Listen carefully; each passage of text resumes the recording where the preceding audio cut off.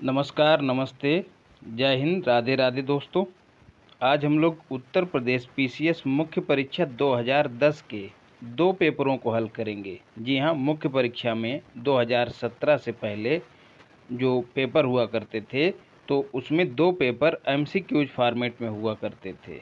याद रहे कि घटना चक्र का पूर्वालोकन पढ़ना तो ज़रूरी है, लेकिन उससे भी कहीं ज़्यादा ज़रूरी है पीवाईक्यूज करना, क्योंकि उत्तर प्रदेश लोक सेवा आयोग की यह फितरत है कि वह अपने ही अपनी ही परीक्षाओं में पूछे गए प्रश्नों को ज़्यादा रिपीट करता है बजाय अदर स्टेट की जो परीक्षाएं होती हैं उनके प्रश्नों के। तो ऐसे में हमको पीवाईक्यूज को चुन चुन के कर लेना है। तो यदि हम अभी इसको तैयार कर लेते हैं तो आगे आने वाली परीक्षा आरओ और फिर पीसीएस तो होना ही है, उसके लिए हम हमेशा तैयार रहेंगे। या फिर यूँ कहें कि आयोग के द्वारा जो भी परीक्षाएं कराई जा रही हैं उन सब में यह कंटेंट हेल्पफुल होगा। और इस बार आप लोगों ने देखा है कि पीवाईक्यूज का कितना बड़ा रोल रहा है। चलिए पहले इतिहास को देखेंगे दोस्तों।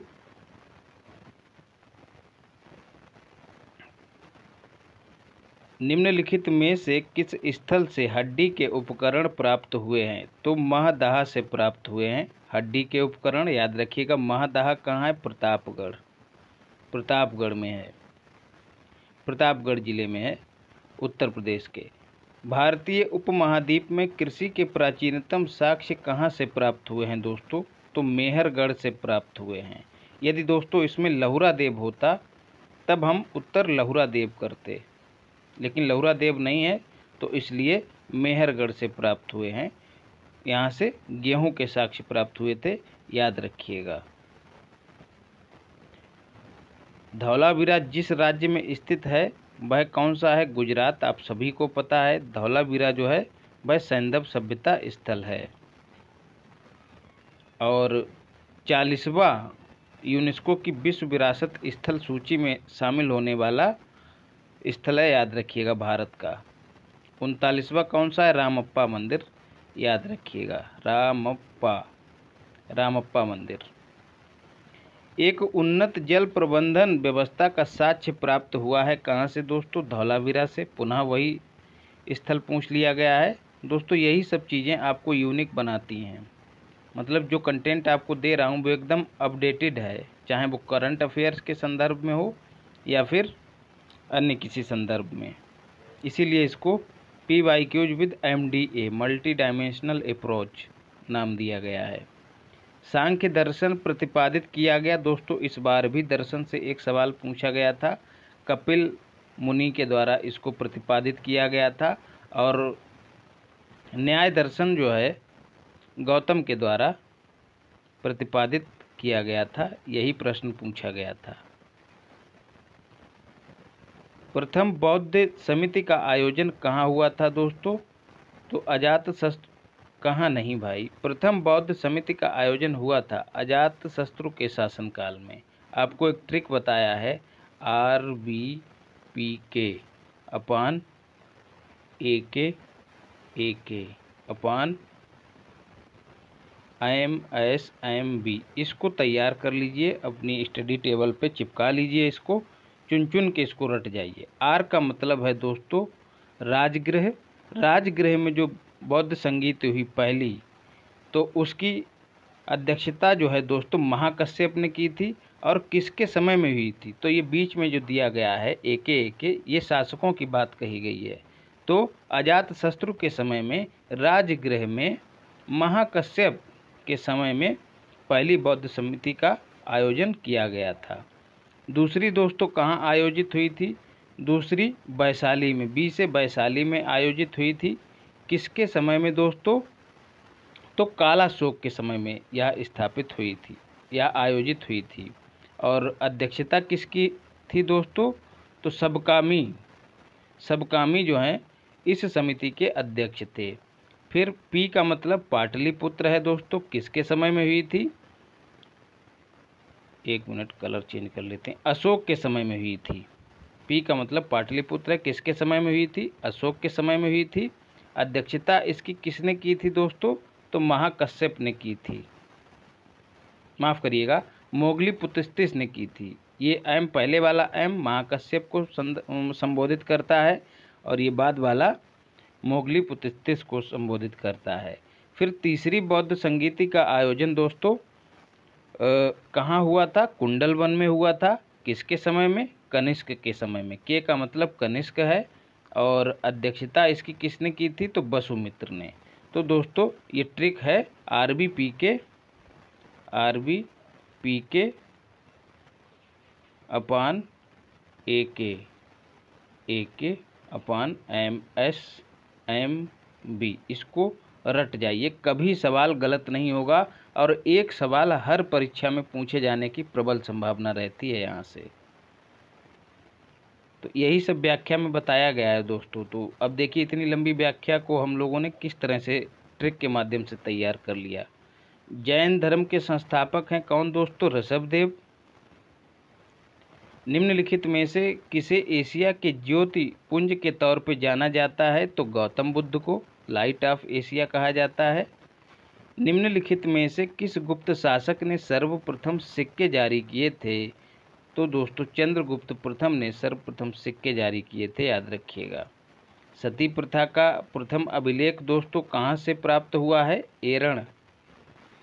एरण से प्राप्त हुआ है, याद रखिएगा।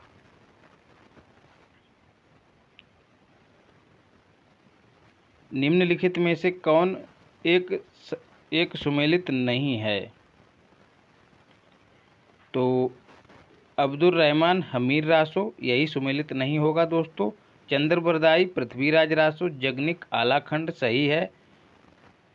और अगला विकल्प देखते हैं, नरपतिनाल बीसल देव रासो, ये भी सुमेलित है। तो कथन विकल्प ए सुमेलित नहीं है।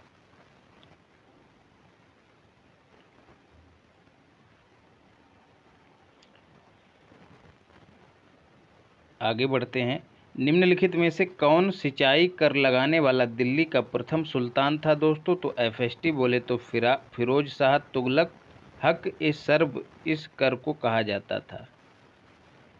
किस मध्यकालीन शासक ने सार्वजनिक वितरण प्रणाली प्रारंभ की थी? जी हाँ, PDS की बात हो रही है, जो आप लोग कोटा पे लेने जाते हैं, कहते हैं कि जा रहे हैं राशन लेने। तो वो पब्लिक डिस्ट्रीब्यूशन सिस्टम उस समय किसके शासनकाल में शुरू हुआ था? तो फिरोज शाह तुगलक के शासनकाल में शुरू हुआ था।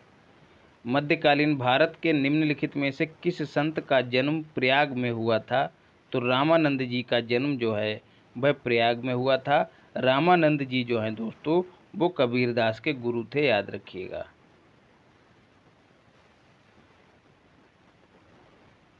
निम्नलिखित में से किस मुगल बादशाह ने सिजदा के ईरानी रिवाज को समाप्त किया था दोस्तों? तो शाहजहां ने किया था।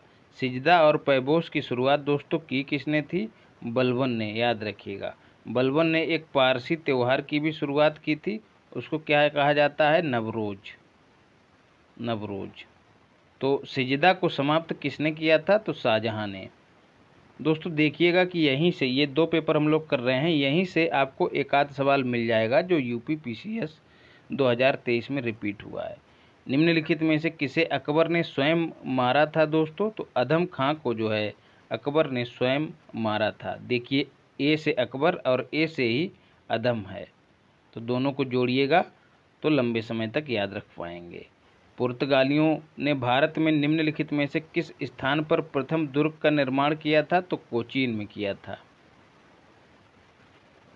आंग्ल नेपाल युद्ध जिसके शासनकाल में हुआ था वह व्यक्ति कौन है दोस्तों? तो लॉर्ड हेस्टिंग। 1814 से 16 की अवधि के बीच हुआ था, याद रखिएगा। सिख साम्राज्य का अंतिम शासक कौन था दोस्तों? तो दलीप सिंह थे। दलीप सिंह महाराजा रणजीत सिंह के पुत्र थे, याद रखिएगा। इन्होंने कोहिनूर हीरा जो है अंग्रेजों को दे दिया था। और ब्रिटिश साम्राज्य में अवध का विलय दोस्तों कब हुआ था? 1856 में। डलहौजी ने जो है कुशासन का आरोप लगाकर इसको ब्रिटिश साम्राज्य में शामिल कर लिया था और यही जो है कहीं ना कहीं 1857 की क्रांति का कारण बना। ईस्ट इंडिया कंपनी के निर्माण के समय इंग्लैंड का शासक कौन था दोस्तों? तो एलिजाबेथ प्रथम जो हैं दोस्तों ईस्ट इंडिया कंपनी के निर्माण के समय इंग्लैंड की शासिका थी, याद रखिएगा। लॉर्ड कॉर्नवालिस का स्थायी बंदोबस्त लागू किया गया था दोस्तों, कब? 1793 में, याद रखिएगा। ये सवाल भी पूछ लिया जाता है बार बार। भारतीय पुरातत्व सर्वेक्षण की शुरुआत हुई थी दोस्तों किसके समय में? लॉर्ड कर्जन के समय में। आर्कियोलॉजिकल सर्वे ऑफ इंडिया की बात हो रही है। निम्नलिखित में से किस अधिनियम में कलकत्ता में सर्वोच्च न्यायालय की स्थापना का प्रावधान किया गया था? तो रेगुलेटिंग एक्ट 1773 में इसका प्रावधान किया गया था। निम्नलिखित में से कौन अगस्त 1946 में गठित प्रथम अंतरिम राष्ट्रीय सरकार का सदस्य नहीं था दोस्तों? तो एस राधाकृष्णन जो हैं वो अंतरिम सरकार के सदस्य नहीं थे। राजेंद्र प्रसाद कृषि मंत्री थे। जगजीवन राम जो हैं दोस्तों श्रम मंत्री थे। और सी राजगोपालाचारी जो हैं दोस्तों शिक्षा मंत्री थे, याद रखिएगा। फिर है निम्नलिखित में से किसने गांधी जी को सर्वप्रथम महात्मा के तौर पर संबोधित किया था दोस्तों? तो सुभाष चंद्र बोस ने महात्मा गांधी को महात्मा के तौर पर संबोधित किया था। प्रथम गोलमेज सम्मेलन के विषय में कौन एक सही नहीं है? यह 1930 में आयोजित हुआ था, एकदम सही है। गोलमेज मतलब दोस्तों एक गोल मेज रहेगी, उसके चारों ओर लोग बैठ के जो हैं बातचीत करेंगे, इसी को गोलमेज सम्मेलन कहा गया। 1930 में आयोजित हुआ था, सही है। इसे साइमन आयोग की रिपोर्ट पर चर्चा करनी थी। इसका आयोजन लंदन में हुआ था, याद रखिएगा। कांग्रेस प्रतिनिधि मंडल ने भाग लिया था, यही कथन गलत है। कांग्रेस ने जो है इसमें भाग नहीं लिया था। कांग्रेस ने दूसरे गोलमेज सम्मेलन में भाग लिया था। फिर है निम्नलिखित में से किस महिला ने भारतीय तिरंगा सबसे पहले फहराया था दोस्तों? तो मैडम भीकाजी कामा ने जर्मनी के स्टुटगार्ट में जो है पहली बार भारतीय तिरंगे को फहराया था। इनको भारतीय क्रांति की मां कहा जाता है, किनको? मैडम भीकाजी कामा को। भारतीय राष्ट्रीय कांग्रेस और मुस्लिम लीग के मध्य प्रसिद्ध लखनऊ समझौता दोस्तों कब हस्ताक्षरित हुआ? तो 1916 में, याद रखिएगा। इसमें भूमिका जो है मुख्य भूमिका किसने निभाई? एनी बेसेंट और बाल गंगाधर तिलक ने निभाई थी। 1935 के अधिनियम के उपरांत 1937 में हुए चुनावों में गठित कांग्रेस मंत्रिमंडलों का कार्यकाल कितना था दोस्तों? तो 28 माह, रट जाइएगा। कांग्रेस ने साइमन आयोग का बहिष्कार किया था, ये तो कथन है। अब कारण क्या कह रहा है? क्योंकि इस आयोग में एक भी भारतीय सदस्य नहीं था। तो इस प्रकार कथन और कारण दोनों सही हैं और सही व्याख्या भी कर रहा है। एनी बेसेंट मुख्यतः संबद्ध रही हैं दोस्तों किससे? गृह शासन आंदोलन से। अब कभी कभी लोग कंफ्यूज हो जाते हैं। इतिहास की किताबों में ज़्यादातर स्थानों पर जो है गृह शासन की बजाय होम रूल मिलता है। तो गृह शासन होम रूल एक ही बात है, तो कंफ्यूज नहीं होना है। गृह शासन आंदोलन से संबद्ध थी एनी बेसेंट। असहयोग आंदोलन के दौरान निम्नलिखित में से किसने विदेशी वस्त्रों को जलाए जाने को जो है अविवेकी बर्बादी कहा था? तो रविंद्रनाथ टैगोर जी ने कहा था। 1 वर्ष के भीतर स्वराज प्राप्ति का लक्ष्य था दोस्तों किसका? असहयोग आंदोलन का। कब इसकी शुरुआत हुई थी? अगस्त 1920 में हुई थी, याद रखिएगा। महात्मा गांधी के जीवनकार लुई फिशर किससे संबंधित थे दोस्तों? तो सविनय अवज्ञा आंदोलन से संबंधित थे लुई फिशर। जवाहरलाल नेहरू ने डिस्कवरी ऑफ इंडिया लिखी थी दोस्तों किस जेल में लिखी थी? तो अहमदनगर फोर्ट जेल में लिखी थी, याद रखिएगा। कभी कभी सीधे पूछ लिया जाता है कि डिस्कवरी ऑफ इंडिया किसकी किताब है? कौन सा कथन गांधी जी की दांडी यात्रा के विषय में असत्य है? यह पूर्णतः पैदल यात्रा थी, सही है। साबरमती आश्रम से आरंभ होकर इसका समापन दांडी में हुआ था, यह भी सही है। साबरमती आश्रम से शुरू समूची यात्रा 24 दिनों में पूरी हुई थी, यह कथन भी सही है। इसकी शुरुआत 15 मार्च 1930 को की गई थी। यही कथन गलत है। इसकी शुरुआत दोस्तों 15 मार्च नहीं बल्कि 12 मार्च 1930 को की गई थी। मैं अनीश्वरवादी क्यों हूँ शीर्षक की पुस्तिका किसने लिखी थी? भाई why I am an atheist. ये पुस्तिका दोस्तों भगत सिंह जी के द्वारा लिखी गई थी। भारतीय राष्ट्रीय कांग्रेस की स्थापना कब हुई थी दोस्तों? तो 28 दिसंबर 1885 को भारतीय राष्ट्रीय कांग्रेस की स्थापना हुई थी।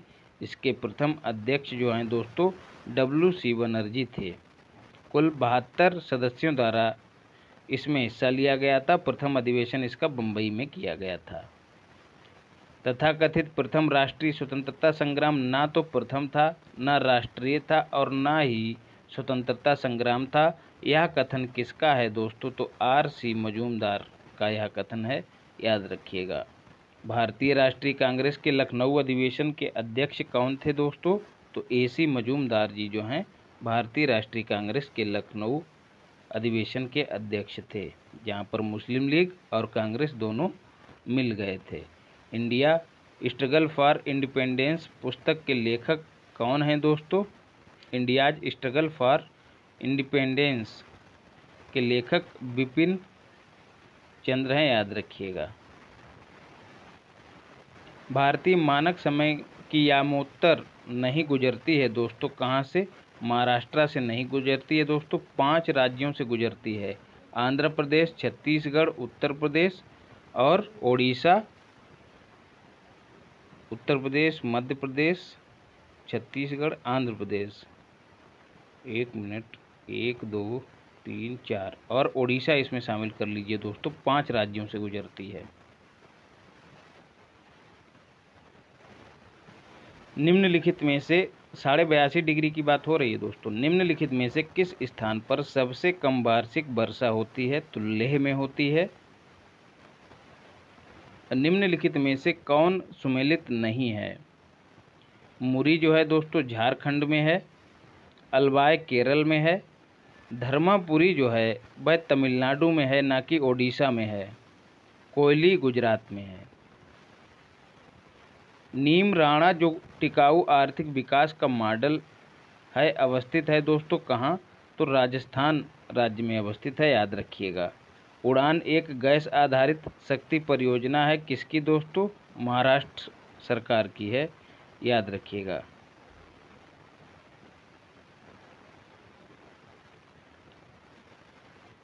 गैस आधारित पहला बिजली संयंत्र है महाराष्ट्र में, देश का पहला उड़ान।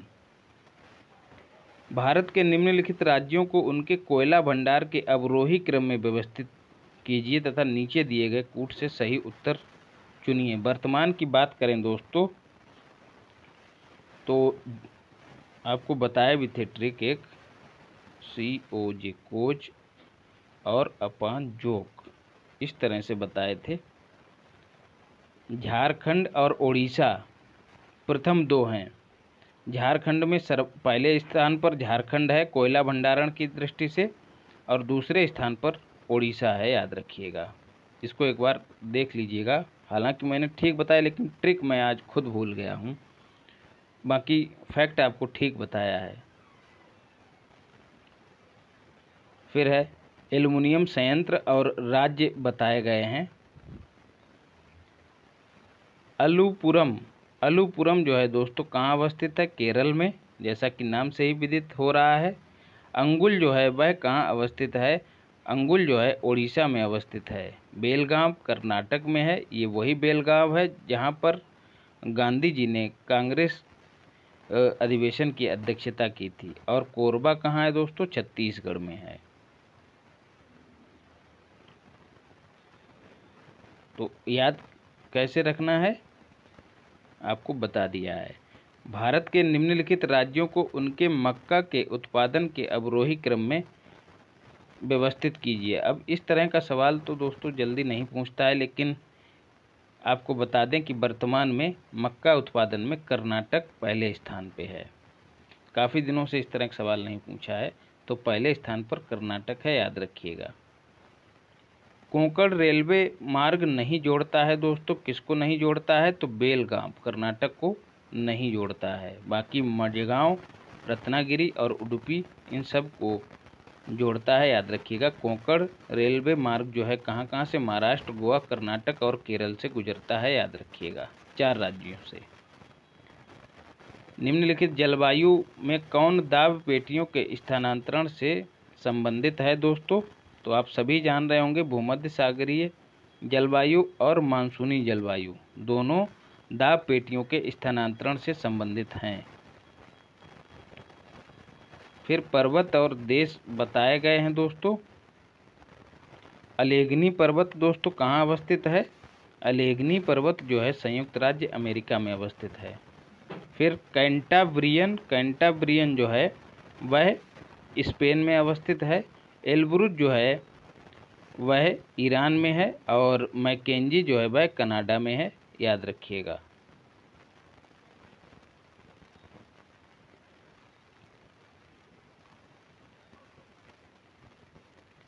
फिर है एशिया की निम्नलिखित में से कौन सी नदी दक्षिण की ओर प्रवाहित होती है? तो साल्वीन नदी जो है दक्षिण की ओर प्रवाहित होती है। ओब और आमूर जो है उत्तर की ओर प्रवाहित होती हैं, याद रखिएगा। फिर है डोबर जलसंधि जोड़ती है दोस्तों किसको? इंग्लिश चैनल और उत्तरी सागर को डोबर जलसंधि जोड़ती है, याद रखिएगा। मूंगफली का मूल स्थान दोस्तों क्या है? ब्राजील। और मूंगफली उत्पादन में कौन सा पहले स्थान पे? तो गुजरात। खनिज और उनके क्षेत्र जो हैं मिलाने हैं दोस्तों। हीरा जो है कहाँ से संबंधित है? किम्बरले, आप सबको पता है, अफ्रीका की खान है, दक्षिण अफ्रीका की। सोना दोस्तों कहाँ से हो जाएगा? अब देखिए किम्बरले हमने मिला लिया है, तो बी का देखिए 3, अच्छा 2 मिल रहे हैं। तांबा जो है दोस्तों कंटागा से संबंधित है। और हीरा तो हो ही गया है किम्बरले। और फिर सोना जो है वह कहाँ से हो जाएगा दोस्तों? Witwatersrand. और चांदी बुट से संबंधित है, मतलब चांदी जो है उसका उत्पादक केंद्र जो है बुट है। विश्व में चुकंदर के 2 सबसे बड़े उत्पादक कौन से देश हैं? तो फ्रांस और रूस बताया है दोस्तों, लेकिन वर्तमान की बात करें तो रूस पहले स्थान पे है और रूस के बाद फ्रांस दूसरे स्थान पे है, याद रख लीजिएगा। फिर कौन सा सुमेलित नहीं है दोस्तों? तो जनजातियां हैं दोस्तों, बर्बर मोरक्को से संबंधित है, इन्यूट कनाडा से संबंधित है, सेमांग इंडोनेशिया से नहीं बल्कि मलेशिया से संबंधित है, बेद्दा श्रीलंका से संबंधित है।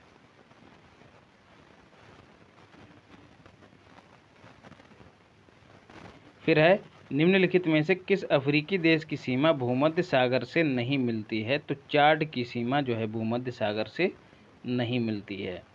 भारत की सर्वाधिक आर्द्र जनजाति कौन सी है दोस्तों? तो जोरवे जनजाति सर्वाधिक आर्द्र जनजाति है, मतलब नई नवीनतम। कहाँ? अंडमान निकोबार पे पाई जाती है। और जनसंख्या नगरीकरण के सवाल देख लेते हैं। अब अनंतिम आंकड़ों की बात हो रही है। देखिए दोस्तों 2011 की जनगणना की बात हो रही है, उसको आधार बना के हम लोग जो नए आंकड़े हैं उनको तैयार करेंगे। ये अनंतिम आपसे नहीं पूछा जाएगा, ये जब 2010 में पेपर आ रहा था तब अनंतिम आंकड़े आए थे, तो उसी संदर्भ में ये प्रश्न पूछे गए। लेकिन हम अनंतिम आंकड़ों के बजाय जो अंतिम आंकड़े आए हैं उनको तैयार करेंगे। यही चीज़ें आपको अपडेटेड मिल रही हैं। अनंतिम आंकड़ों के अनुसार भारत की जनसंख्या विश्व की जनसंख्या का कितना है? तो अनंतिम नहीं, अंतिम की बात करें तो अंतिम 17.5% है। उस समय अनंतिम में भी 17.5% थी, लेकिन वर्तमान में भी 17.5% है। जनसंख्या सर्वाधिक जनसंख्या वाले 4 राज्य कौन कौन से हैं दोस्तों? तो उत्तर प्रदेश, फिर महाराष्ट्र, बिहार, पश्चिम बंगाल। तो कथन ए सही हो जाएगा। जो भी आंकड़े हैं दोस्तों तो 2011 की अंतिम जनगणना के आधार पर बता रहा हूँ, याद रखिएगा, बार बार नहीं कहूँगा। अनंतिम आंकड़ों के आधार पर भारत के निम्नलिखित राज्यों को उनके जनसंख्या घनत्व के अवरोही क्रम में व्यवस्थित कीजिए। तो दोस्तों सर्वाधिक जनसंख्या घनत्व वर्तमान में बिहार का है और सबसे कम जो है वह अरुणाचल प्रदेश का है। तो इन्हीं दो को जब पकड़ लेंगे तो आप सही कर पाएंगे। अनंतिम आंकड़ों के अनुसार भारत में सर्वाधिक लिंगानुपात वाला जिला कौन सा है दोस्तों? तो माहे। अंतिम आंकड़ों के अनुसार भी यही जिला है, याद रखिएगा। ज़्यादा बदलाव नहीं होता है दोस्तों अनंतिम और अंतिम में। जनगणना 2011 के अंतिम आंकड़ों के अनुसार भारत में 0 से 6 वर्ष के आयु समूह के बच्चों का यौन अनुपात कितना है? तो वर्तमान में दोस्तों 918 है। उस समय 914 था, लेकिन 2011 की जनगणना के अनुसार 918 है। और कुल लिंगानुपात दोस्तों 9 से 43 है, ये भी याद रखिएगा। यूपी का लिंगानुपात कितना है दोस्तों? 912। और यूपी का शिशु लिंगानुपात कितना है? 902, याद रखिएगा दोस्तों। लिंगानुपात, शिशु लिंगानुपात या बाल लिंगानुपात जो है 0 से 6 वर्ष तक के बच्चों, 0 से 6 वर्ष की आयु वाले बच्चों को गिनकर निकाला जाता है, याद रखिएगा। कभी कभी उम्र सीमा पूछ ली जाती है। शिशु लिंगानुपात की गणना किस आयु वर्ग को आधार बना के की जाती है, इस तरह से आपसे पूछा जा सकता है। जनगणना 2011 के अंतिम आंकड़ों के अनुसार भारत में सर्वाधिक साक्षरता वाला जिला दोस्तों कौन सा है? सरचिप। ये अंतिम आंकड़ों के अनुसार भी है। सरचिप है कहाँ? मिजोरम में। फिर क्या कह रहे हैं? सबसे कम साक्षरता वाले राज्यों का सही आरोही क्रम, मतलब बढ़ते क्रम में हमको व्यवस्थित करना है। तो सबसे कम वर्तमान में साक्षरता दोस्तों बिहार में है, फिर अरुणाचल प्रदेश में है, और फिर राजस्थान में, फिर झारखंड में। तो विकल्प सी सही उत्तर हो जाएगा। अंतिम आंकड़ों के अनुसार भारत में पुरुष और महिला साक्षरता दर का अंतर कितना है? तो दोस्तों 16.3%। याद कर लीजिए, इसको रट जाइए। 16.3% है। तो ये 16.6 बता रहे हैं। तो हम लोग 2011 के अंतिम आंकड़ों को ध्यान में रख के कह रहे हैं कि 16.3% है। दोस्तों इसको ट्रिक के माध्यम से कैसे याद करेंगे? देखिए, साक्षरता की बात करते हैं हम लोग भारत के संदर्भ में। देखिए, भारत में साक्षरता 2011 की जनगणना के आधार पर कितनी है? 73%। महिलाओं की कितनी? फीमेल की 65%। महिलाएं जो हैं, महिलाओं को पितृसत्तात्मक समाज है हमारा और कमतर आंका जाता है। तो केवल और केवल ट्रिक के आधार पर बता रहा हूँ। फीमेल्स 65% है साक्षरता, 65, और इसमें 65 में 8 जोड़ेंगे यदि, तब आपको 73 मिल जाएगा। 73 पूरे देश की है, इंडिया की। और सबसे ऊपर भारत में पुरुष होते हैं, तो 73 में 8 और जोड़ दीजिए दोस्तों, तो 81% पुरुषों की साक्षरता है। तो 65 याद कर लीजिए और महिलाओं से जोड़ दीजिए, बाद में 8 जोड़ते चले जाइए, सबसे ऊपर पुरुषों को कर दीजिए, तो तीनों आंकड़े आपको याद हो जाएंगे। ऐसे ही दोस्तों यूपी की साक्षरता की बात करें तो उसमें भी यूपी की साक्षरता दोस्तों कुल कितनी है? 67% साक्षरता है। महिलाओं की 57 है और पुरुषों की 77 है। मोटा माटी बता रहा हूँ, पॉइंट इसको मतलब दशमलव को छोड़ रहा हूँ। तो देखिए 10 का अंतर है। तो यदि भारत के संदर्भ में निकालते हैं तो 8 का अंतर रहता है। यदि यूपी के संदर्भ में तब 10 का। देखिए 57 महिलाओं की है और पूरे यूपी की साक्षरता दर कितनी है? 57 में 10 और जोड़ दीजिए, 67। और पुरुषों की साक्षरता यूपी में कितनी है? तो 67 में 10 जोड़ दीजिए, 77। तब आप सबसे नीचे वाला याद कर लीजिए, महिलाओं वाला। यहाँ से शुरुआत कर दीजिए और सब निकाल लेंगे। तो इस तरह से चीज़ों को आप भूलेंगे नहीं। विश्व स्वास्थ्य संगठन के अनुसार एक नगर के लिए सुरक्षित ध्वनि प्रदूषण का स्तर है कितना दोस्तों? तो 45 डेसिबल। याद रखिएगा, ध्वनि को नापने की इकाई जो है वो डेसिबल होती है। जनसंख्या के निम्न घनत्व वाले क्षेत्र प्रायः जनाधिक्य वाले क्षेत्र होते हैं क्योंकि उनकी धारक क्षमता कम होती है। दोस्तों स्वाभाविक सी बात है कि पहला जो कथन दिया गया है वो गलत है। क्यों? जनसंख्या के निम्न घनत्व, घनत्व मतलब घनापन, मतलब लोग जो हैं दूर दूर रह रहे हैं, कारण क्या होगा दोस्तों? उनकी धारक क्षमता कम होगी, मतलब लोगों की आवश्यकताएं कम पूरी हो रही होंगी उस क्षेत्र में। तो जहाँ पर हो रही होंगी वहीं पर जाके बस रहे हैं, तो इस तरह से लोग दूर दूर बस रहे हैं, तो जनसंख्या घनत्व कम हो जाता है।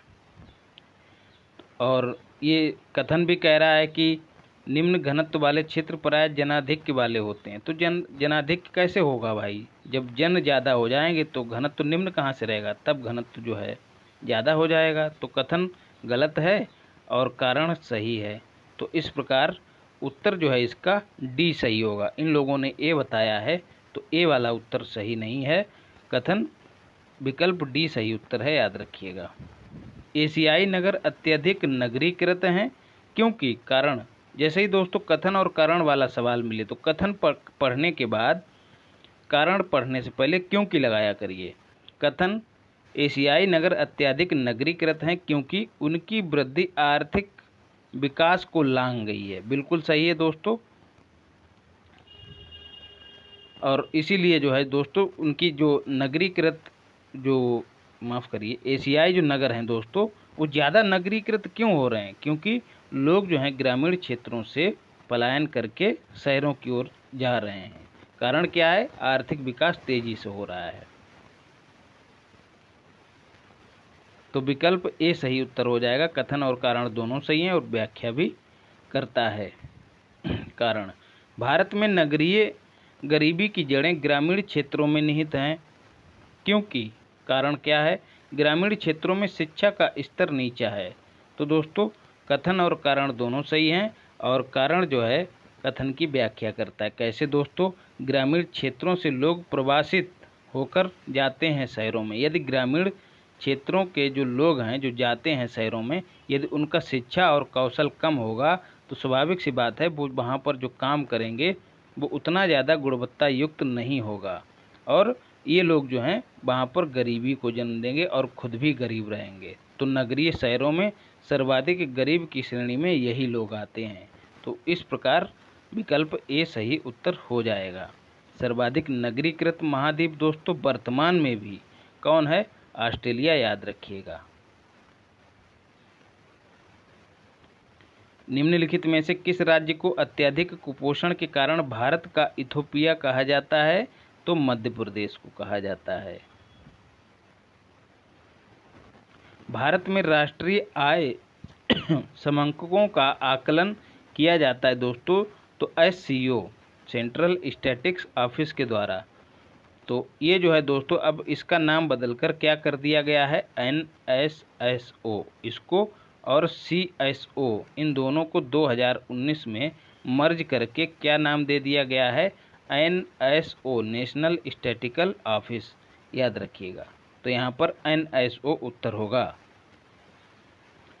भारत की शुष्क पेटी की अर्थव्यवस्था प्रधानतः कृषि आधारित है। इस क्योंकि कारण पढ़ना है हमको, क्योंकि इसमें द्वितीय हरित क्रांति के लिए बहुत क्षमता है। अब दोस्तों अब इन लोगों ने व्याख्या नहीं की है इसमें। हरित पेटी में दोस्तों पश्चिमी भारत के जो हैं पंजाब से लेकर तमिलनाडु तक का क्षेत्र आता है, याद रखिएगा। हरित पेटी नहीं दोस्तों, शुष्क पेटी। यहाँ पर आर्द्रता बहुत ही कम होती है, इसीलिए वर्षा भी कम होती है दोस्तों। तो यहाँ के जो कृषक हैं उनके लिए कृषि आजीविका का साधन होती है। तो ऐसे में दोस्तों द्वितीय हरित क्रांति यहाँ पर आने के लिए बहुत ज़्यादा मौके हैं। तो इसीलिए कहा गया है कि द्वितीय हरित क्रांति के लिए बहुत क्षमता है इस क्षेत्र में।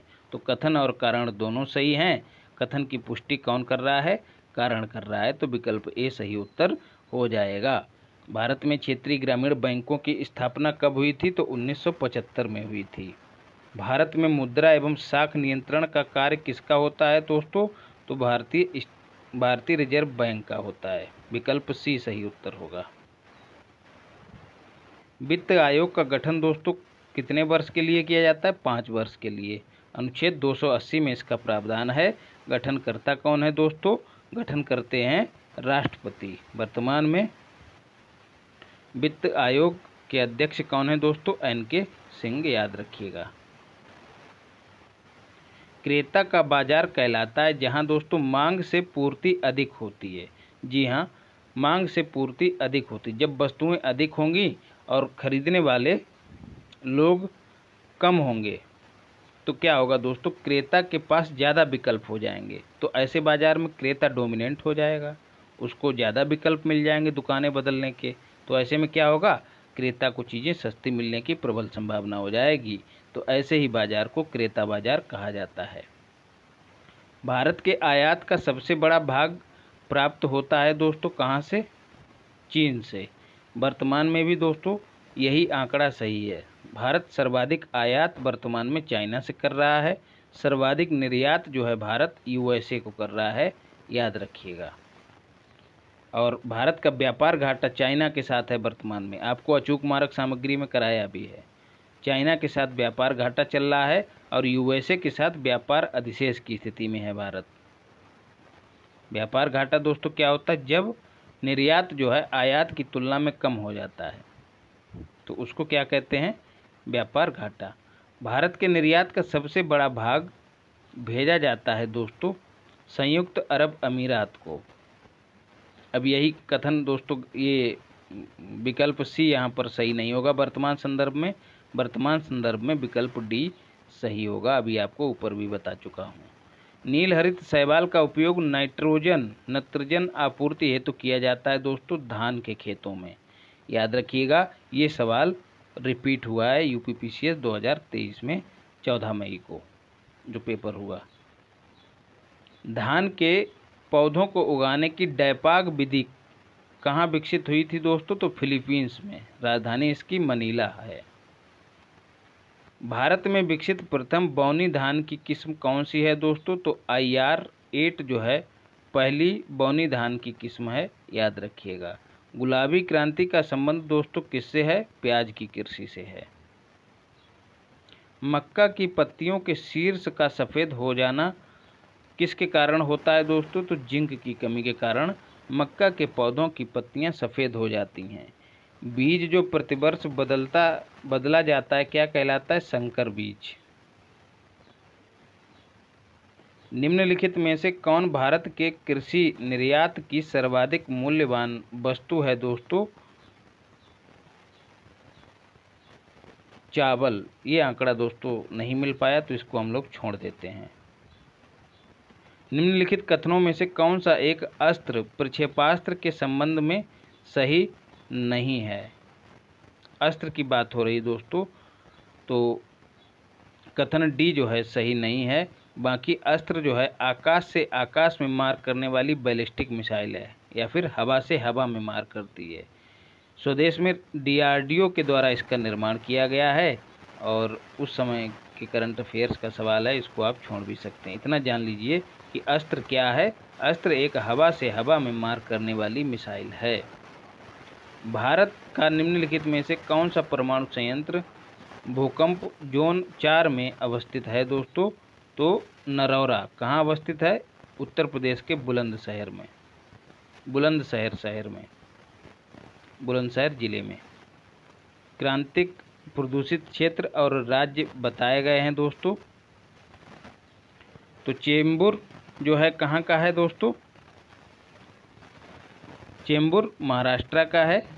और गोविंदगढ़ कहाँ का है, पंजाब का है। सुकिंदा उड़ीसा का है और उद्योग मंडल पंजाब का है। इसको आप छोड़ सकते हैं, उस समय का करंट अफेयर्स का सवाल है। बाघ आरक्षित क्षेत्र, टाइगर रिजर्व और राज्य की बात की गई है। बुक्सा दोस्तों कहाँ, बिहार में नहीं है दोस्तों। बिहार के बजाय दोस्तों बुक्सा कहाँ है, पश्चिम बंगाल में, याद रखिएगा। वर्तमान में कुल कितने टाइगर रिजर्व हैं, 53। 53वां कौन सा, रानीपुर टाइगर रिजर्व। रानीपुर कहाँ का है दोस्तों, उत्तर प्रदेश का टाइगर रिजर्व है, याद रखिएगा। दम्फा टाइगर रिजर्व मिजोरम में है, नमेरी असम में है, नामदफा अरुणाचल प्रदेश में है। ओजोन जैविक जीवन के लिए परम आवश्यक है, क्योंकि ओजोन पर नहीं होगा दोस्तों, यहाँ पर ओजोन परत पृथ्वी को उच्च ऊर्जा विकिरण से संरक्षित करती है। तो कथन ए और कारण आर दोनों सही हैं। कारण आर जो है एक ही सही व्याख्या करता है, क्योंकि दोस्तों ओजोन परत ऊर्जा विकिरण से संरक्षा तो करती ही है, साथ ही जो यूवी रेज होती हैं वो पृथ्वी पर जीवों के लिए कैंसर का कारक बनती, उनसे भी बचाव करती है, याद रखिएगा। भारत का 16वां जैव मंडल आरक्षित क्षेत्र शीत मरुस्थल स्थित है दोस्तों, कहाँ? हिमाचल प्रदेश में। उस समय का करंट अफेयर्स का सवाल है। यूपी सामान्य ज्ञान देखते हैं। जनगणना 2011 के अंतिम आंकड़ों पर आधारित उत्तर प्रदेश से संबंधित निम्न कथनों पर विचार कीजिए। क्षेत्रफल में यह भारत का चौथा बड़ा राज्य है, एकदम सही है। सबसे बड़ा राज्य राजस्थान है दोस्तों, उसके बाद मध्य प्रदेश है, उसके बाद महाराष्ट्र है और फिर जो है यूपी, तो चौथे स्थान पे है। पहला कथन सही है। हम लोग अंतिम आंकड़ों की बात कर रहे हैं। देश की जनसंख्या में इसका योगदान 16.5% है। यही कथन, एक मिनट, यह कथन वर्तमान में सही नहीं है दोस्तों। 17.5% वर्तमान में योगदान है उत्तर प्रदेश की जनसंख्या का। नहीं, 16.5% ही है, 16.5% ही है। तो कथन 2 भी सही है। इसका यौन अनुपात राष्ट्रीय औसत से अधिक है। लिंगानुपात की बात हो रही है दोस्तों, कितना बताया था आपको? 912, और राष्ट्रीय स्तर पर लिंगानुपात कितना? 943। तो कथन 3 सही नहीं होगा। इसकी साक्षरता दर राष्ट्रीय औसत से कम है, यह कथन सही होगा। अभी आपको बताया है राष्ट्रीय इसकी साक्षरता दर 67 है दोस्तों, आपको बताया है, और राष्ट्रीय भी अभी बताई है, पूरा का पूरा बताया है। राष्ट्रीय साक्षरता दर 73 है, तो स्वाभाविक सी बात है ये कम हो जाएगी। तो कथन 4 भी सही है। तो इस तरह से दूसरा और चौथा कथन सही है, तो विकल्प सी सही उत्तर हो जाएगा। उत्तर प्रदेश के निम्नलिखित जिलों का उत्तर से दक्षिण सही अनुक्रम क्या है दोस्तों? तो सिद्धार्थ नगर सबसे उत्तर में है, संत कबीर नगर, अंबेडकर नगर और संत रविदास नगर। निम्नलिखित में से कौन सी अनुसूचित जनजाति बिजनौर जिले में निवास करती है? तो माहीगीर जनजाति जो है बिजनौर जिले में निवास करती है। मोतीलाल नेहरू बाल संग्रहालय कहाँ स्थित है दोस्तों? तो लखनऊ में स्थित है। उत्तर प्रदेश की प्रमुख फसल कौन सी है? गेहूं। कन्हैयालाल माणिक लाल केंद्रीय हिंदी संस्थान कहाँ स्थित है दोस्तों? तो आगरा में स्थित है।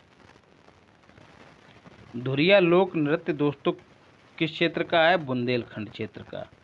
विकल्प बी सही उत्तर हो जाएगा।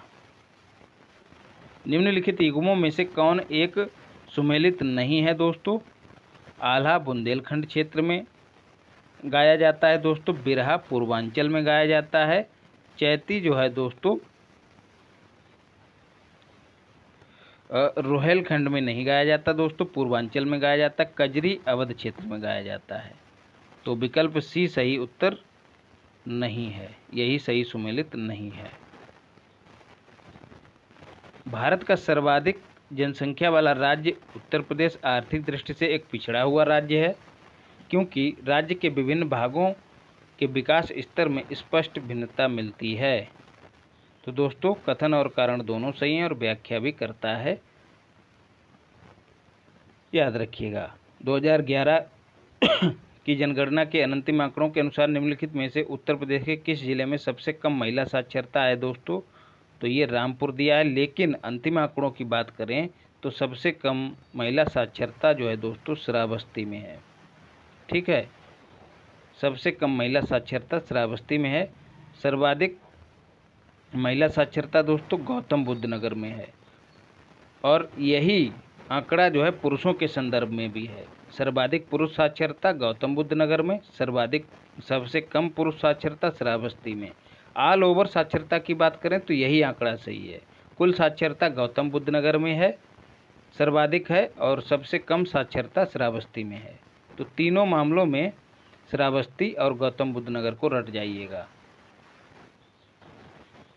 उत्तर प्रदेश के प्रथम राज्यपाल दोस्तों कौन थे? तो सरोजिनी नायडू उत्तर प्रदेश की पहली राज्यपाल थीं दोस्तों, और भारत की पहली महिला राज्यपाल थीं। भारत के कुल सकल घरेलू उत्पाद में अन्य राज्यों की तुलना में उत्तर प्रदेश का योगदान चौथा है दोस्तों, द्वितीय सर्वाधिक है, लेकिन वर्तमान की बात करें तो उत्तर प्रदेश का तीसरा स्थान है। पहला स्थान महाराष्ट्र का है, दूसरा स्थान तमिलनाडु का है, तीसरे स्थान पर यूपी है, याद रखिएगा। पशु मेला दोस्तों कहाँ आयोजित होता है, तो बटेश्वर में। ध्रुवपद मेला दोस्तों कहाँ आयोजित होता है, वाराणसी में। और गोविंद साहब मेला दोस्तों कहाँ आयोजित होता है, अंबेडकर नगर में। और माघ मेला इलाहाबाद में।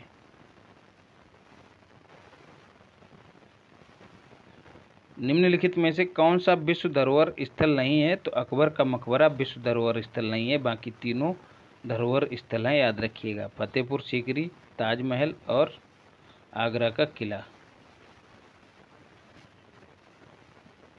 फिर औद्योगिक क्षेत्र दिए गए हैं और उनको मिलाना है।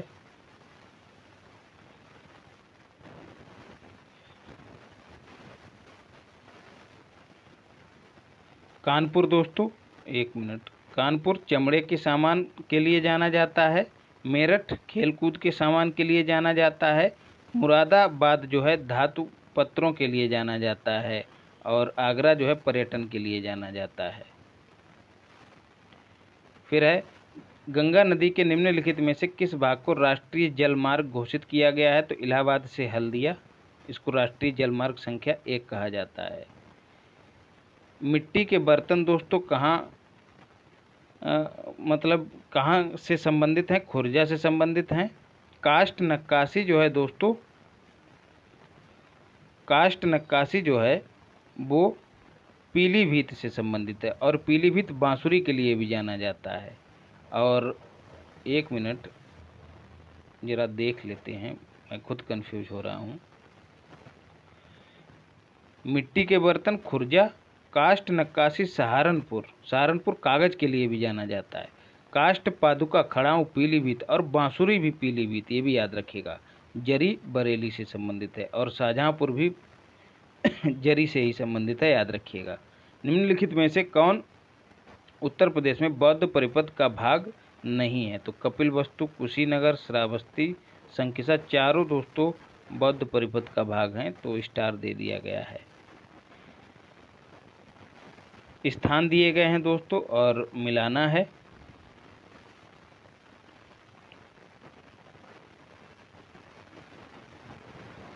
कौशाम्बी दोस्तों गोसीताराम मठ यहाँ पर अवस्थित है। कुशीनगर में रानाभर स्तूप, सारनाथ में धमेख स्तूप, और श्रावस्ती में जो है सहेत महेत अवस्थित है, याद रखिएगा। ये सब बौद्धकालीन स्थल हैं। ये प्रश्न रिपीट होने की प्रबल संभावना है। बिठूर दोस्तों गंगा नदी के किनारे है। गोरखपुर राप्ती नदी के किनारे है। जौनपुर सई नदी के किनारे है। और कौशाम्बी यमुना नदी के किनारे है। और लखनऊ दोस्तों किस नदी के किनारे है, बताइएगा। लखनऊ गोमती नदी के किनारे है। उत्तर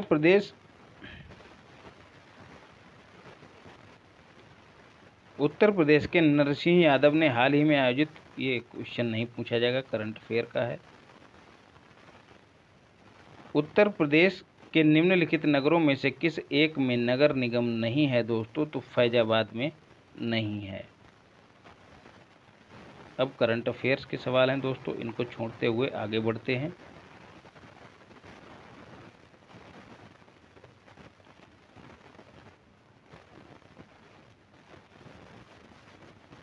विविध पर आते हैं। विश्व मौसम विज्ञान संगठन का मुख्यालय कहाँ अवस्थित है, जेनेवा में। 23 मार्च 1950 को इसकी स्थापना हुई थी, याद रखिएगा। इसीलिए 23 मार्च को विश्व मौसम दिवस के रूप में मनाया जाता है। कृषक दिवस कब मनाया जाता है, तो दोस्तों 23 दिसंबर को कृषक या किसान दिवस। किनकी जयंती के रूप में, चौधरी चरण सिंह, जो कि 5वें प्रधानमंत्री थे, याद रखिएगा। 5वें पीएम थे भारत के। इन्होंने ही कहा था कि देश के विकास का रास्ता जो है खेत खलिहानों से होकर जाता है। केंद्रीय उपोष्ण बागवानी संस्थान कहाँ अवस्थित है, लखनऊ में। सस्य वानिकी का राष्ट्रीय शोध केंद्र अवस्थित है कहाँ दोस्तों, झांसी में।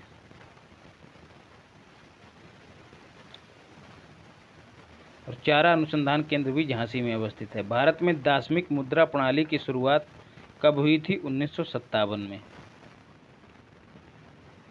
फिर है समाचार पत्र दिए गए, उनको मिलाना है।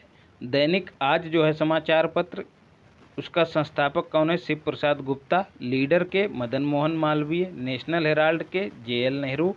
द पायनियर के जॉर्ज एलेन। UNEP का मुख्यालय कहाँ है दोस्तों? तो नैरोबी में है। और UNDP का बात करें, UNDP के मुख्यालय की बात करें तो न्यूयॉर्क में है। न्यूयॉर्क में है, याद रखिएगा। यूरोपीय संघ का मुख्यालय अवस्थित है दोस्तों बेल्जियम की राजधानी ब्रुसेल्स में। निम्नलिखित युग्मों में से कौन सा सुमेलित नहीं है? बुडापेस्ट हंगरी की राजधानी है दोस्तों। किसानसा जायरे की राजधानी है। नैरोबी की केन्या है। क्राइस्ट चर्च न्यूजीलैंड की राजधानी नहीं है दोस्तों। न्यूजीलैंड की राजधानी वेलिंगटन है, याद रखिएगा। दूसरे पेपर के PYQs को देखते हैं। 1857 की क्रांति के बारे में कौन सी एक अवधारणा सही है? इसने भारत में ईस्ट इंडिया कंपनी की शासन प्रणाली को मृतप्राय बना दिया था। यही कथन सही है, बाकी एक भी कथन सही नहीं है। निम्नलिखित में से कौन सा लीप वर्ष या अधिवर्ष था दोस्तों? तो 2000। कैलेंडर आप लोग पढ़े होंगे तो लीपी वर्ष अच्छे से निकाल लेते होंगे। फिर है दोस्तों लिंगानुपात बताना है। उत्तर प्रदेश का लिंगानुपात दोस्तों वर्तमान में कितना है? आपको बताया है 912। शिशु लिंगानुपात 902 है। बस उत्तर प्रदेश का ही याद रखिए, बाकी इसको छोड़ दीजिए। निम्नलिखित में से किस राज्य में वर्ष 2011 में जनसंख्या घनत्व सबसे कम है? तो अरुणाचल प्रदेश। अरुणाचल प्रदेश कितना है जनसंख्या घनत्व? मात्र 17। ये भी कभी कभी पूछ लिया जाता है।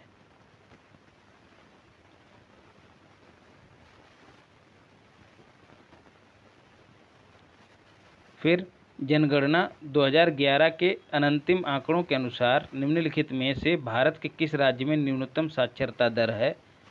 तो बिहार में दोस्तों। अंतिम आंकड़ों के अनुसार भी बिहार में सबसे कम साक्षरता दर है। अभी आपको पहले भी बता चुका हूँ, अरुणाचल प्रदेश उसके बाद आता है। देखिए दोस्तों पहले वाले पेपर के ही कई सवाल यहाँ रिपीट हो रहे हैं और एक ही साथ हुए हैं पेपर ये, फिर भी आयोग देखो कितना ज़्यादा रिपीट कर रहा है। राजनीतिक दलों को संवैधानिक मान्यता प्रथम बार कब मिली थी दोस्तों? तो 1985 में मिली थी। निम्नलिखित में से कौन सा एक संवैधानिक निकाय नहीं है? योजना आयोग संवैधानिक निकाय नहीं है। ऐसे निकाय जिनकी स्थापना का उल्लेख जो है संविधान में है वो संवैधानिक निकाय होते हैं। संघ लोक सेवा आयोग 315 में है। अनुच्छेद वित्त आयोग 280 में है दोस्तों। चुनाव आयोग 324 में है। अनुच्छेद की बात हो रही है यहाँ पर। एक संघीय राज्य व्यवस्था में सम्मिलित हैं दोस्तों संघ और राज्य के बीच संबंध, राज्यों के मध्य संबंध, समन्वय के लिए तंत्र और विवादों को सुलझाने के लिए तंत्र। चारों कथन सही हैं, तो विकल्प ए सही उत्तर हो जाएगा।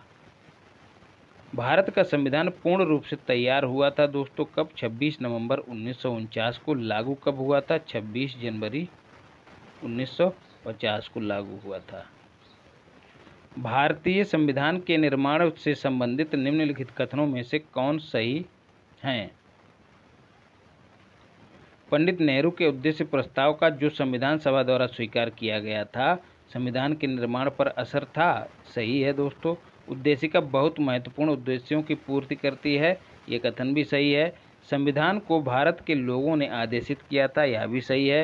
राज्य के मुखिया को लोग प्रत्यक्ष रूप से निर्वाचित करते हैं, यही कथन गलत है दोस्तों। राज्य की मुखिया की बात करें तो किसकी बात हो रही है यहाँ पर? राष्ट्रपति की।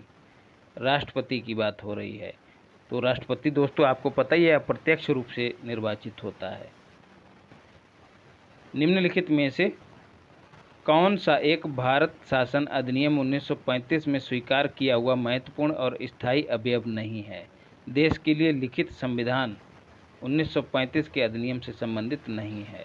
विधानमंडल के निर्वाचित एवं जवाबदेह प्रतिनिधि, यह भी सही है। एक संघ की योजना पर विचार किया जाएगा, यह कथन भी सही है। विधानमंडल के लिए सरकारी सदस्यों का समवाचित किया जाना, नॉमिनेट किया जाना भी संबंधित है। तो इस प्रकार विकल्प ए सही उत्तर नहीं होगा। ए सही उत्तर होगा, क्योंकि ये जो है भारत शासन अधिनियम 1935 का हिस्सा नहीं है। भारत की संसदीय शासन प्रणाली एवं ब्रिटेन की संसदीय शासन प्रणाली में अंतर का बिंदु निम्नलिखित में से कौन है? न्यायिक समीक्षा जो है दोस्तों अंतर का बिंदु है। बाकी सामूहिक उत्तरदायित्व का सिद्धांत वहाँ भी लागू होता है, हमारे यहाँ भी। द्विसदनीय व्यवस्था है दोस्तों यहाँ भी और वहाँ भी। वास्तविक एवं नाम मात्र की कार्यपालिका यहाँ भी है और वहाँ भी। न्यायिक समीक्षा दोस्तों केवल भारत में है, ब्रिटेन में नहीं है। निम्नलिखित में से कौन सा राज्य का नीति निर्देशक सिद्धांत नहीं है दोस्तों? सूचना का अधिकार जो है नीति निर्देशक सिद्धांत नहीं है, बाकी सभी नीति निर्देशक सिद्धांतों के हिस्से हैं। नीति निर्देशक सिद्धांत कहाँ से लिए हैं? आयरलैंड के संविधान से लिए गए हैं। मौलिक अधिकारों की संरक्षक है कौन दोस्तों? न्यायपालिका। मौलिक अधिकारों को कहाँ से लिया गया है? अमेरिका के संविधान से। निम्नलिखित में से कौन एक नीति निर्देशक तत्व है दोस्तों? समानता, समान आचार संहिता। जी हाँ, अनुच्छेद 44 में इसका उल्लेख किया गया है। बाकी धर्म की स्वतंत्रता ये सब नहीं है। भारतीय संविधान के अनुच्छेद 356 के अंतर्गत राष्ट्रपति शासन सर्वप्रथम कहाँ लागू किया गया था? तो पेप्सू में लागू किया गया था दोस्तों। ये पंजाब के आसपास का क्षेत्र था, वहीं पर सबसे पहले राष्ट्रपति शासन लगा था। भारत के राष्ट्रपति से संबंधित निम्नलिखित कथनों में से कौन सा एक सही नहीं है? वह संसद का एक संगठक भाग है। जी हाँ दोस्तों, अनुच्छेद 79 कहता है कि भारत की संसद का निर्माण जो है राष्ट्रपति, लोकसभा और राज्यसभा को मिलाकर होगा। तो कथन एक सही है दोस्तों। वह दोनों सदनों की चर्चा में भाग लेता है, यही कथन सही नहीं है। वह चर्चा में भाग नहीं लेता। वह प्रत्येक वर्ष दोनों सदनों की संयुक्त बैठक को संबोधित करता है, यह कथन भी सही है। वह किन्हीं परिस्थितियों में अध्यादेश लागू कर सकता है, यह कथन भी सही है। तो विकल्प बी सही उत्तर हो जाएगा। रक्षा बलों का सर्वोच्च अधिकार राष्ट्रपति में निहित है, क्योंकि प्रधान सेनापति की हैसियत से राष्ट्रपति की शक्तियां विधायी नियंत्रण से स्वतंत्र हैं। तो दोस्तों स्वाभाविक सी बात है कि कारण गलत हो जाएगा। तो इस तरह से विकल्प सी सही उत्तर हो जाएगा।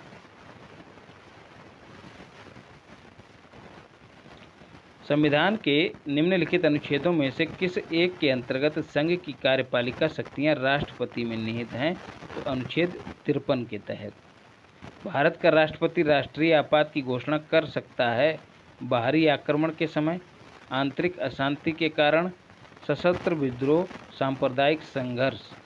तो दोस्तों बाहरी आक्रमण और सशस्त्र विद्रोह, इन दो के कारण भारत में राष्ट्रीय आपात की घोषणा की जा सकती है। तो इस तरह से विकल्प डी सही उत्तर हो जाएगा। इससे पहले आंतरिक अशांति भी शामिल था, लेकिन यह प्रावधान संविधान संशोधन के माध्यम से समाप्त कर दिया गया। संसदात्मक शासन व्यवस्था में क्या होता है दोस्तों? विधायिका का कार्यपालिका पर नियंत्रण होता है, याद रखिएगा। राष्ट्रपति की क्षमा आदि की शक्ति एक है दोस्तों, कैसी? न्यायिक शक्ति है, याद रखिएगा। संसद के दोनों सदनों के संयुक्त अधिवेशन की अध्यक्षता कौन करता है? तो स्पीकर करता है।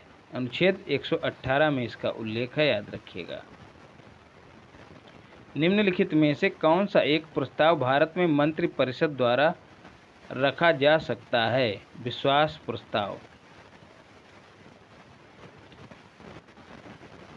केंद्रीय मंत्रिपरिषद के त्याग पत्र देने के उपरांत निम्नलिखित में से कौन सी एक स्थिति नहीं है? राष्ट्रपति शासन लागू हो जाएगा, यही स्थिति सही नहीं है।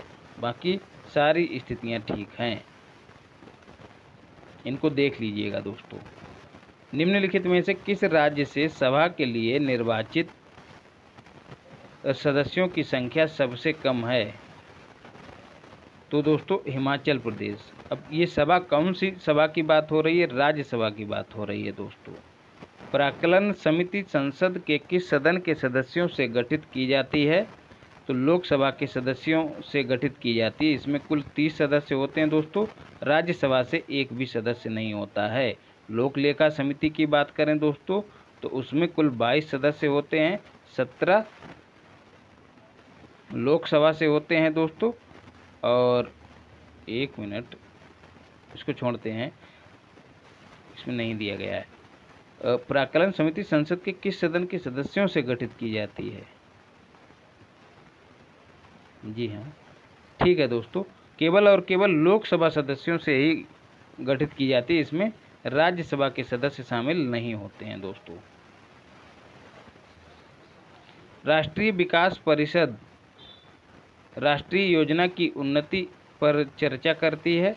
राष्ट्रीय योजना के उद्देश्यों के प्राप्ति के लिए उपाय सुझाती है। दोनों कथन सही हैं दोस्तों।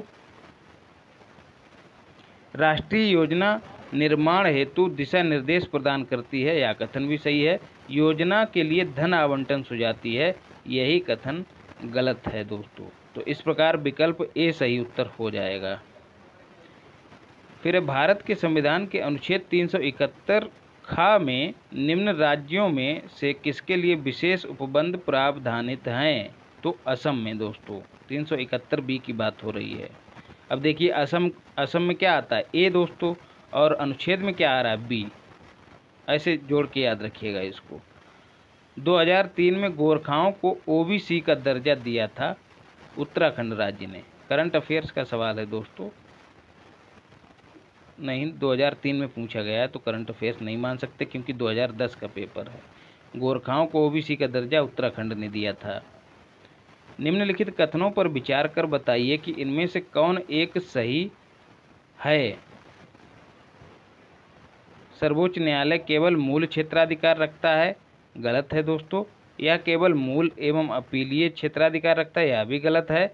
यह केवल परामर्श संबंधी क्षेत्राधिकार रखता है, यह भी गलत है। यह मूल अपीलीय परामर्श संबंधी क्षेत्राधिकार रखता है, यही कथन सही है। तीनों क्षेत्राधिकार सुप्रीम कोर्ट रखता है। भारत का संविधान निम्नलिखित अनुच्छेदों में से किस एक के अंतर्गत एक निर्वाचन आयोग का प्रावधान करता है? आपको पहले भी बता चुका हूं, अनुच्छेद 324 के तहत। भारत में मताधिकार और निर्वाचित होने का अधिकार है दोस्तों, कैसा? एक विधिक अधिकार है, याद रखिएगा। कि संविधान संशोधन द्वारा मतदान की आयु 21 से घटाकर 18 कर दी गई दोस्तों। तो 61वें संविधान संशोधन के द्वारा ऐसा किया गया, तो विकल्प सी सही उत्तर हो जाएगा। कौन से शब्द 42वें संविधान संशोधन द्वारा प्रस्तावना में जोड़े गए? तो सपा, इसको याद रखिएगा। समाजवादी, पंथ निरपेक्ष और अखंडता, ये 3 शब्द जो हैं 42वें संविधान संशोधन द्वारा जोड़े गए थे। फिर है पंचायती राज व्यवस्था की स्थापना के लिए, और याद रखिएगा दोस्तों, प्रस्तावना में अभी तक एक ही बार संशोधन हुआ है। पंचायती राज व्यवस्था की स्थापना के लिए अनुशंसा की गई थी दोस्तों 1957 की बलवंत राय मेहता समिति की रिपोर्ट के द्वारा। तो विकल्प डी सही उत्तर हो जाएगा। निम्नलिखित में से कौन एक दल बदल कानून निरोध में आच्छादित नहीं है दोस्तों? किसी दल में एक साथ पूर्ण दल बदल, यह भी सही है दोस्तों। एक मिनट, निम्नलिखित में से कौन एक दल बदल कानून निरोध में आच्छादित नहीं है? यही कथन दोस्तों आच्छादित नहीं है, बाकी सभी आच्छादित हैं। फिर है निम्नलिखित में से कौन एक पंचायतों से संबंधित नहीं है? राज्य निर्वाचन आयोग पंचायतों का चुनाव करवाता है, यह कथन सही है। संविधान का 74वां संशोधन अधिनियम इससे संबंधित नहीं है दोस्तों, ये शहरी निकायों से संबंधित। 73वां संविधान संशोधन पंचायती राज से संबंधित है, याद रखिएगा। फिर है कथन और कारण दिया गया है दोस्तों। योजना आयोग को आर्थिक मंत्रिमंडल परिभाषित किया गया, केवल संघ हेतु नहीं अपितु राज्यों हेतु भी, क्योंकि यह राष्ट्रीय संसाधनों के संतुलित उपयोग हेतु पंचवर्षीय योजनाओं का निर्माण करता है। तो दोस्तों कथन और कारण दोनों सही हैं, व्याख्या भी सही है। अब आते हैं अर्थव्यवस्था से संबंधित प्रश्नों पर। माफ कीजिएगा दोस्तों, अभी हाल ही में स्वाभिमान नाम से एक कार्यक्रम प्रारंभ हुआ है। करंट अफेयर्स का सवाल है दोस्तों, क्या है? ग्रामीण निर्धनों के घरों तक बैंकों को पहुंचाने से संबंधित था स्वाभिमान कार्यक्रम, 2010 में शुरू किया गया था। यूएनडीपी का बहुआयामी निर्धनता सूचकांक कितने प्रत्ययों पर, इंडिकेटर्स पर बनाया जाता है? तो 10 इंडिकेटर्स को आधार बनाकर बहुआयामी निर्धनता सूचकांक जारी किया जाता है। निम्नलिखित में से कौन सा उद्देश्य JNNURM योजना के साथ संबद्ध नहीं है? हेरिटेज क्षेत्रों का विकास इससे संबंधित नहीं है। बाकी शहरी विद्युतीकरण, शहरी परिवहन, सफाई स्वच्छता और सीवर व्यवस्था जो है JNNURM योजना से संबंधित है। जवाहरलाल नेहरू राष्ट्रीय शहरी नवीकरण मिशन जन्यूरम की बात हो रही है। हरियाली कार्यक्रम का संबंध दोस्तों किससे है? जल संचयन प्रबंधन के समर्थन से है। 2003 में यह कार्यक्रम लॉन्च किया गया था। कौशल विकास पहल क्रियाशील हुआ है दोस्तों, यहाँ पर होना चाहिए था हुई है। कब? 2010 में। आर्थिक समीक्षा को तैयार करने तथा प्रकाशित करने का दायित्व किसको है? तो वित्त मंत्रालय को। 2006 से 10 के मध्य निम्नलिखित में से, ये सवाल छोड़ दीजिए दोस्तों, करंट अफेयर्स का सवाल है। सबसे हाल में भारत में निम्नलिखित में से कौन एक क्षेत्र प्रत्यक्ष पूंजी निवेश के लिए खोला गया? यह क्वेश्चन भी करंट अफेयर्स का है दोस्तों। निम्नलिखित में से किन वर्षों में सकल घरेलू उत्पाद के प्रतिशत के रूप में सहायिका का मान अधिक रहा है? या क्वेश्चन भी दोस्तों करंट अफेयर्स का है। सामान्य वित्तीय विधायन में कौन कौन से चरण शामिल हैं दोस्तों? बजट का प्रस्तुतिकरण, जी हाँ, फिर उस पर चर्चा होती है, फिर विनियोग विधेयक पारित होता है, फिर लेखानुदान होता है, फिर उसके बाद वित्त विधेयक को पारित किया जाता है। तो चारों चरण होते हैं। तो इस तरह से विकल्प सी सही उत्तर हो जाएगा। वर्ष 2009 से 10 में किस एक देश का भारत के निर्यातों में सबसे अधिक हिस्सा था? देखिए क्वेश्चन रिपीट किया है दोस्तों। तो सर्वाधिक निर्यात वर्तमान में भारत किसको करता है? USA को। भारत के अंश पूंजी में निवेश हेतु विदेशी पूंजी का अंतर प्रवाह सबसे अधिक देश से होता है दोस्तों। कहाँ से? USA से होता है। FDI की बात हो रही है दोस्तों।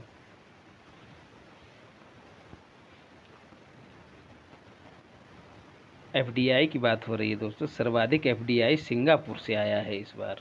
इसको एक बार क्रॉस चेक कर लीजिएगा, सिंगापुर ही होगा।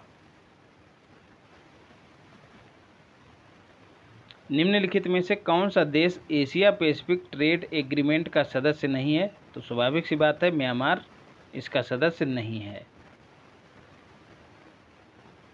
एकदम यूनिक है दोस्तों। निम्नलिखित में से कौन सी फसल राष्ट्रीय खाद्य सुरक्षा मिशन से आच्छादित नहीं है? मोटे अनाज इससे आच्छादित नहीं है। बाकी दलहन, चावल और गेहूं। राष्ट्रीय खाद्य सुरक्षा मिशन कब अधिनियमित हुआ था? 2013 में, याद रखिएगा।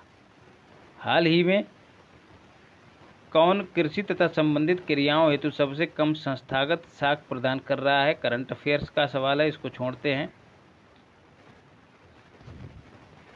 ये अगला सवाल भी करंट अफेयर्स का, इसको भी छोड़ते हैं। फिर कौन सा राज्य राष्ट्रीय बागवानी मिशन से आच्छादित है? तो दोस्तों हिमाचल प्रदेश। राष्ट्रीय बागवानी मिशन में 8 पूर्वोत्तर के राज्यों तथा जम्मू कश्मीर, हिमाचल प्रदेश और उत्तराखंड, एक तरह से देखा जाए सारे पहाड़ी राज्य और पूर्वोत्तर के सभी राज्य, ये जो हैं राष्ट्रीय बागवानी मिशन का हिस्सा हैं। राष्ट्रीय बागवानी मिशन की शुरुआत 2005 में की गई थी। ये सवाल करंट अफेयर्स का है, इसको छोड़ के आगे बढ़ते हैं। अगला सवाल भी करंट अफेयर्स का है, लेकिन इसको वर्तमान में देख लेते हैं। यदि बात की जाए 2023 तक, मार्चांत 2023 में विदेशी ऋण कितना है भारत का? तो $613 बिलियन, याद रखिएगा। भारतीय रिजर्व बैंक ने सूक्ष्म वित्त के अध्ययन तथा उस पर सुझावों हेतु एक समिति का गठन किया था। क्या नाम था? बाई.एच. मालेगम समिति। बाई.एच. मालेगम। फिर है संघ विक्रय कर के बारे में निम्नलिखित में से क्या सत्य है? यह अंतर्राज्यीय व्यापार पर लगाया जाता है दोस्तों, या केंद्र शासित प्रदेशों पर लगाया जाता है, या विशेष आर्थिक क्षेत्र पर लगाया जाता है। तीनों कथन सही हैं। 13वें वित्त आयोग की सिफारिशों की समयावधि पूछी गई है। करंट अफेयर्स का सवाल है, छोड़ते हैं। अगला भी करंट अफेयर्स का है। फिर है निम्नलिखित में से कौन सी एक संस्था विदेशी वाणिज्यिक उधारी को नियमित करती है? तो भारतीय रिजर्व बैंक। सरकारी आर्थिक शक्ति के सूचकांक के अनुसार भारत का स्थान, करंट अफेयर्स का सवाल है, छोड़ते हैं। विज्ञान की बात करते हैं। ऑक्सेनोमीटर का प्रयोग क्या नापने में होता है दोस्तों? वृद्धि दर नापने में किया जाता है। किसकी वृद्धि दर? पौधों की। बकमिस्ट फ्लोरीन है दोस्तों, क्या है? फ्लोरीन कार्बन यौगिक का एक अपर रूप है फ्लोरीन। तो विकल्प ए सही उत्तर हो जाएगा। कार्बन यौगिक का एक रूप जिसमें 60 कार्बन परमाणुओं का गुच्छा होता है। प्रसारी विश्व की संकल्पना आधारित है दोस्तों डॉपलर प्रभाव पर। कौन सा सही सुमेलित नहीं है? नाट जो है जहाज की चाल की माप कर, नाट में जो है जहाज की चाल को मापा जाता है।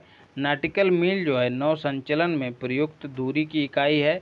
एंगस्ट्राम जो है प्रकाश की तरंग दैर्घ्य की इकाई है। प्रकाश वर्ष समय मापन की इकाई है। यही कथन गलत है। प्रकाश वर्ष जो है दूरी को मापने की इकाई है। वाहनों में पीछे के दृश्य को देखने के लिए कौन सा दर्पण प्रयोग किया जाता है दोस्तों? तो उत्तल दर्पण। और स्ट्रीट लाइटों में भी दोस्तों इसी तरह का दर्पण लगा होता है। निम्नलिखित कथनों में से कौन सा एक सही नहीं है? मृग तृष्णा एक प्रकाशिक भ्रम है जो पूर्ण, अब यहाँ पर पूर्व लिखा है, पूर्व नहीं होगा, पूर्ण आंतरिक परावर्तन से उत्पन्न होता है। यह कथन सही है। सर्च लाइट में अवतल दर्पण का प्रयोग होता है। यह कथन भी सही है। गर्मी में मानवता सफ़ेद, गर्मी में सामान्यतः, मानवता पढ़ रहे हो, गर्मी में सामान्यतया सफ़ेद हल्के रंग वाले कपड़े गाढ़े रंग के कपड़ों की तुलना में बरिए माने जाते हैं। यह कथन भी सही है। एक छोटे छिद्र वाला उत्तल दर्पण डॉक्टरों द्वारा रोगियों के कान, नाक, गले की जांच के लिए प्रयोग में लाया जाता है। यह कथन गलत है दोस्तों। बाकी तीन सही है। उत्तल के बजाय यहाँ पर अवतल होगा, अवतल दर्पण होगा। फिर है वैज्ञानिक दिए गए हैं और उनके आविष्कार दिए गए हैं। अल्फ्रेड नोबेल ने डायनामाइट का आविष्कार किया था। फिर अलेक्जेंडर फ्लेमिंग ने जो है दोस्तों पेनिसिलिन की खोज की थी। डार्विन ने जो है दोस्तों विकास का सिद्धांत दिया था। मैडम क्यूरी ने जो है रेडियम का पृथक्करण किया था।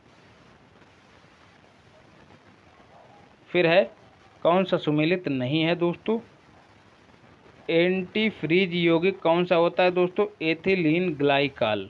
जी हाँ दोस्तों, जो शीत क्षेत्र होते हैं वहाँ पर गाड़ियों के रेफ्रिजरेटर में इसका इस्तेमाल किया जाता है, जो जल को जो है जमने नहीं देता है। एंटी नॉक एजेंट कौन सा है दोस्तों?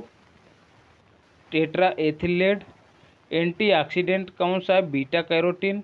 एंटीबायोटिक्स कौन सा है? क्विलिन। क्विलिन नहीं है दोस्तों, एंटीबायोटिक्स नहीं है क्विलिन। तो डी विकल्प सही नहीं है, यही सही सुमेलित नहीं है।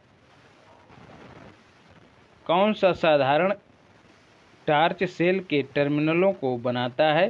तो जिंक और कार्बन। निम्नलिखित विस्फोटकों में से किसमें नाइट्रोग्लिसरीन एक आवश्यक संघटक के रूप में नहीं पाया जाता है? याद रखिए, नहीं पाया जाता है। तो एमोटोल में नहीं पाया जाता है, बाकी तीनों में पाया जाता है। निम्नलिखित पदार्थों में से कौन सा फोटोग्राफी में तथा एक एंटीक्लोर के रूप में प्रयुक्त होता है? तो सोडियम थायोसल्फेट। निम्नलिखित में से कौन सा सही नहीं है? बोडो मिक्सर कॉपर सल्फेट और कैल्शियम हाइड्रोक्साइड का जल में मिश्रण है और इसे फफूंदनाशी के रूप में इस्तेमाल किया जाता है। बोडो मिक्सर को बोरिक अम्ल औषधि उद्योग तथा खाद्य परिरक्षक के रूप में प्रयुक्त होता है। यह कथन भी सही है। शुष्क बर्फ CO2 होता है, मतलब कार्बन डाइऑक्साइड होता है। हंसाने वाली गैस जो है नाइट्रिक ऑक्साइड होती है। यही कथन गलत होता है। नाइट्रिक नहीं बल्कि नाइट्रस ऑक्साइड होती है, नाइट्रिक नहीं बल्कि नाइट्रस होता है। तो विकल्प डी सही उत्तर हो जाएगा, यही सही नहीं है। लिटमस अम्ल क्षार सूचक प्राप्त होता है दोस्तों किससे? जीवाणु से। यही कथन गलत है दोस्तों, लिटमस जो है लाइकेन से प्राप्त होता है। ये उत्तर गलत दिया है इन लोगों ने। निम्नलिखित में से किसके निर्माण में फिनॉल का उपयोग किया जाता है? तो दोस्तों बेकेलाइट के निर्माण में फिनॉल का प्रयोग किया जाता है। निम्नलिखित में से कौन सा विश्व का सबसे बड़ा पुष्प है दोस्तों? तो रफलेशिया जो है सबसे बड़ा पुष्प है। एक जीव जो ताड़ी के किण्वन में शामिल है वह कौन है दोस्तों? तो सैक्रोमाइसीज जो है ताड़ी के किण्वन में शामिल होता है। फिर है निम्नलिखित में से कौन सा पादप रेशा तने से प्राप्त होता है? कौन सा पादप रेशा तने से प्राप्त होता है? तो सनई जो है तने से प्राप्त की जाती है, आप लोगों ने इसको देखा भी होगा। फलों का वह प्रकार जिसमें लीची को रखा जा सकता है वह कौन सा है दोस्तों? तो डूप और एक बीजी बेरी, दोनों कथन सही हैं। तो ए और डी विकल्प सही हो जाएंगे। कुट्टू का आटा प्राप्त होता है दोस्तों किससे? फाइगोपाइम से, एक पौधा है, याद रखिएगा। निम्नलिखित में से किस उत्प्रेरक का उपयोग वनस्पति तेलों के हाइड्रोजनीकरण के लिए किया जाता है? तो निकिल का। बीजों के प्रकीर्णन की सेंसर विधि पाई जाती है दोस्तों किसमें? पोस्ते में।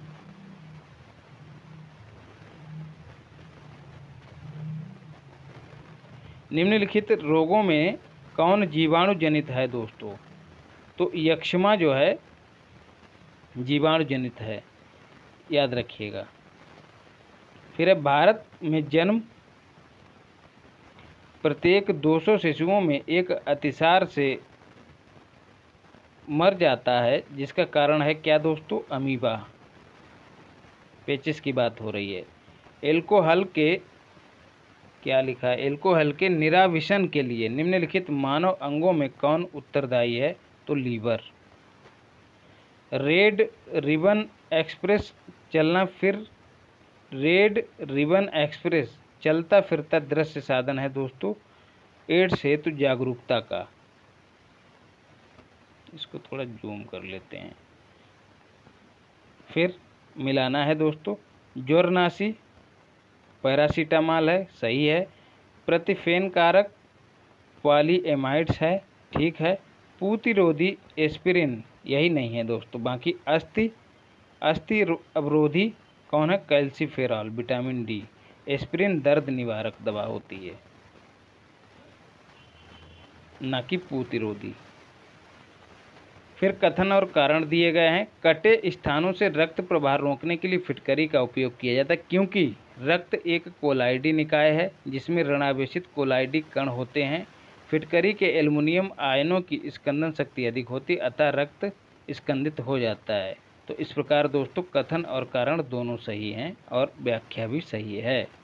मादा जनन पथ में पहुंचने के पश्चात मानव शुक्राणु अपनी निषेचन क्षमता सुरक्षित रखते हैं दोस्तों 1 से 2 दिन के लिए। अच्छा सवाल है दोस्तों। अंगोरा ऊन प्राप्त की जाती है दोस्तों किससे? सशक अथवा बकरे की एक प्रजाति से प्राप्त की जाती है, इसको अंगूरा भी कहते हैं।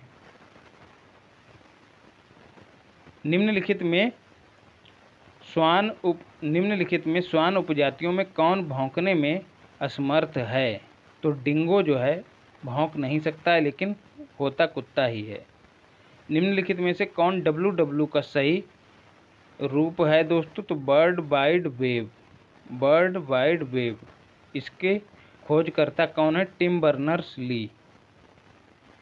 मानव कलाई में नाड़ी स्पंदन करती है दोस्तों उसी दर से जिस पर हृदय करता है। आपको पता होगा एक धमनी जो है हृदय से होकर हमारे हाथ की ओर भी आती है, तो जिस दर से हृदय धड़केगा उसी दर से जो है नाड़ी धड़केगी। एक भू स्थिर उपग्रह का काल होता है दोस्तों कितना? 24 घंटे। पृथ्वी से जो है 3600 किलोमीटर की दूरी पर विषुवतीय कक्षा में स्थापित किया जाता है भूस्तरीय उपग्रह, जो अपनी कक्षा का एक चक्कर 24 घंटे में पूरा कर लेता है, इसीलिए 24 घंटे का काल होता है। कलपक्कम के फास्ट ब्रीडर रिएक्टर में निम्नलिखित में से कौन सा शीतलक के रूप में प्रयोग किया जाता है? तो द्रवित सोडियम। INS शक्ति भारत का स्वदेश निर्मित पहला क्या है दोस्तों? पनडुब्बी है, याद रखिएगा। फिर कोबाल्ट जो है दोस्तों, कोबाल्ट 60 क्या है? 60 शरीर के अंतरंग और अर्बुद मतलब ट्यूमर के उपचार के लिए कोबाल्ट 60 का इस्तेमाल किया जाता है।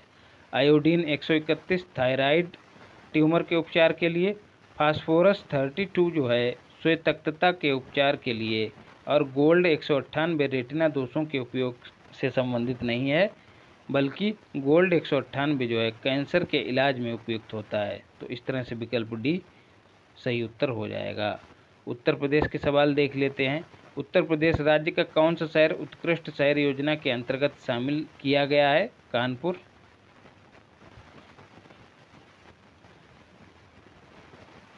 उस समय का करंट अफेयर्स का सवाल है। उत्तर प्रदेश में जिला पंचायत का अध्यक्ष निर्वाचित होता है दोस्तों प्रत्यक्ष रूप से उन व्यक्तियों द्वारा जिनके नाम क्षेत्र पंचायतों की निर्वाचन सूचियों में सम्मिलित हैं। तो पहला वाला कथन सही नहीं है दोस्तों। जिला पंचायत के सदस्यों द्वारा अपनों में से सही है दोस्तों, क्योंकि उसका जो निर्वाचन होता है वो प्रत्यक्ष नहीं होता है। जिला पंचायत के अनुसूचित जनजाति सदस्यों द्वारा अपनों में से ही यदि उनके लिए सुरक्षित है, यह कथन भी सही है। जिला पंचायत के पिछड़ी जाति के सदस्यों द्वारा अपनों में से ही यदि उनके लिए सुरक्षित है, तो यह कथन भी सही है। तो इस तरह से विकल्प डी सही उत्तर हो जाएगा। बजट की बात की गई है दोस्तों, इसको छोड़ते हैं। अगला सवाल भी बजट से ही पूछा गया है, और फिर जो है करंट अफेयर्स का सवाल है, इसको भी छोड़ते हैं।